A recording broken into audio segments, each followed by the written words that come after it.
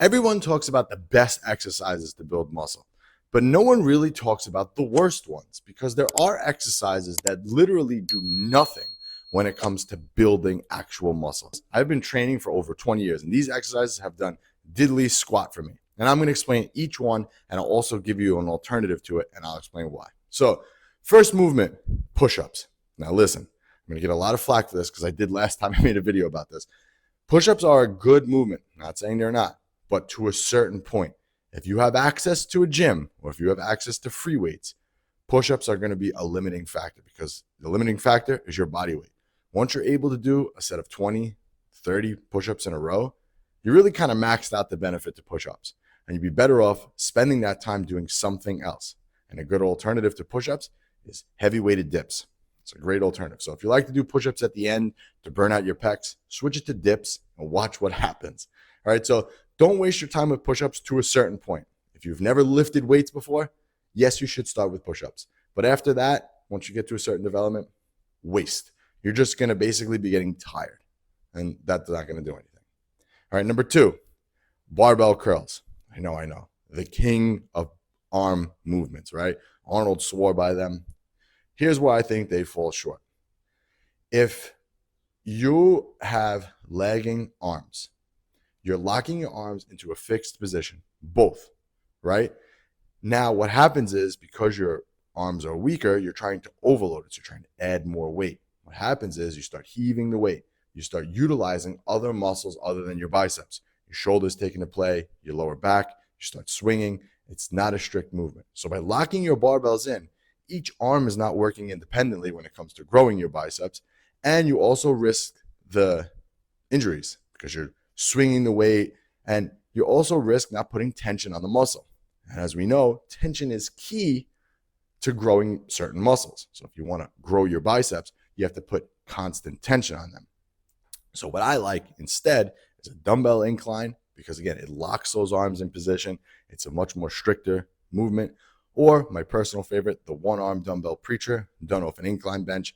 When you do it off an incline bench, it's a mix between a preacher curl and a mix between a concentration curl. So you get the best of both worlds there. A lot of tension on the biceps, but also you're going to be strict and locked in, and each bicep is going to actually be doing the work. So I think your time is better spent doing something like that versus a barbell curl. Next movement. This one was tough for me because I actually like to do this movement. It's one of those movements that I like to do. Standing overhead press. I like to do them. It's just like a manly exercise. Just go in there, grab the barbell, rip it up overhead. But as when it comes to development, a standing overhead press, not ideal when it comes to growing your shoulders or actually for any development period. When I was doing them, I was competing in powerlifting, and I didn't even see any strength carry over to doing them. They're massively hard movement. I think they are good for posture and things like that. Massively hard movement, but hard doesn't always equal results. And again, when we're trying to grow your shoulders in this case, we got to look at something that's going to put constant tension on the delts. So in this case, you're probably better off doing lateral raises, cable lateral raises, shoulder presses, machine shoulder presses, dumbbell shoulder presses, something where you're very, very stable and you're able to keep tension on the delts. Standing overhead press, you're not really stable. Your body's got to stabilize you. It's a hard movement. It's definitely a hard movement. But when it comes to development, it's subpar. Number 4, this should really be called an ego press, but a leg press. So many guys, I see this all the time. Oh, I leg press 800 pounds. I leg press 600 pounds. And their legs are sticks. And the leg press is literally that, an ego press. How many people do you see in the gym? They load up the leg press and they come down like 4 inches and then they press it back up. It's ridiculous. It's a waste. When it comes to growing your quads, skip doing the leg press. There is no reason for it. I have pretty big quads and I've done leg presses in the past. And when I would do them, just naturally, when I was younger, I would do leg press all the time because you had to do them. And I was like, this movement's stupid. I'm not getting anything out of this. My quads burn way more when I do hack squats, or I get way more strength when I do barbell squats. So instead of doing the leg press, focus instead on hack squats. It's going to put more tension on the quads, and it's a lot more of a stricter movement. Again, like I told you, the key here to building muscle, tension on the muscle. Don't just move weight from point A to point B. You're not a weightlifter. You're a bodybuilder. You're someone who's looking to gain muscle. And the leg press is just an ego lift. You want to avoid it like the plague. I do like the leg press though for calf raises. That's where it really shines. That's a good movement. Anyway, neither here nor there. Next movement, number 5, seal rows. In theory, this movement is ideal because it locks the upper body in and you're able to just yank the weight up and really develop the upper back. But there's something about this movement, and I've done these so many times. I've done pendlay rows, I've done seal rows, I've done all types of rows like that. When it comes to development, it's just subpar to everything else. I'd rather use a hammer strength row or a cable row set up high. I get way more out of that, can squeeze my upper back a lot better. When I do a seal row, I'm really limited to how much weight I can move, which you might think might be a good thing in this case. But because I'm severely limited to how much weight I can use because it's a lot harder, the development is just not there at all. You pull it up. Yes, you can squeeze. It's just not worth it. It's really not worth it. Once you've done these for a little bit of time, you start to realize what I'm talking about. This development is not there. Even if you did dumbbell, like an off an incline, like a braced row, those are way better than a seal row. There's something about the weight with the barbell. It's just not a good movement at all. Seal rows, toss them in the garbage, do a hammer strength row instead, and you'll get way more development out of that. The next one's for triceps. And this was an old school classic, bench dips.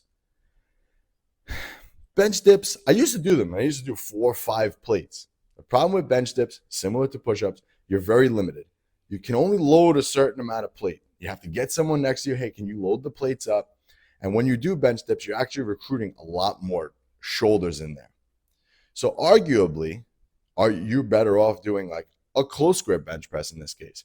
Because you can load the weight by yourself. It's much more stable. You're not risking real injury doing that. You don't have to load plates on your lap and possibly clip your friend downstairs. And when you do a close grip bench press, you're able to kind of push more with the triceps. Bench dips are a great movement to like burn out at the end if you wanted to do them. But again, just because the overload factor with them, they fall into that same category as push-ups. You're just going to get tired for no reason. It's not going to help really with development. You're better off doing like a press down or other movements that I talked about in order to develop bigger triceps. Number 7, barbell shrugs. I used to do these all the time, but when your goal is to grow humongous traps and thick, meaty traps that touch your ears like Bane in Batman, well, you need to follow the fibers. Now, when you have a barbell in front of you, your fibers of your traps, they don't go up and down.